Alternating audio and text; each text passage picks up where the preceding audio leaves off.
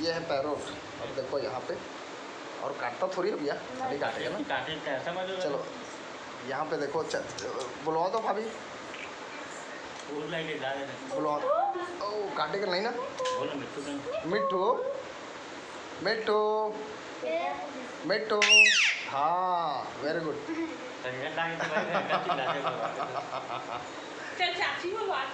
चाची बुलवा दो। हाँ बोले बेटा चाची आ जाए, चाची। देखो प्यारे भारत देशवासियों, पैरोट कैसे बोलेगा। कुछ मत करना बेटा, अरे मेरा कान काट दे। अभी कंफ्यूज है क्या? हाँ इतने सारे लोग। हाँ हाँ हाँ बेटा चलो बोलो, सदर कान करे। नहीं चापेगा, नहीं चापे ना। वो मैंने कैसा करे, क्या मान रहा? हाँ हाँ भैया बेटा भैया।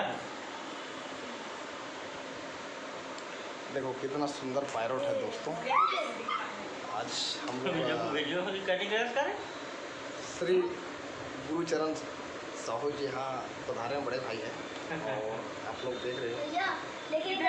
जरूर कोई भी पक्षी जरूर पालो और इतना प्रेम से रखो ताकि वो आपके पास जैसे कि काटने की कोशिश ना करे। और देखो मेरे पास बैठा हुआ है, कितना प्यार से बच्चे लोग से बात कर। चलो बेटा, छिची कर। नहीं नहीं छिची मत करवाना।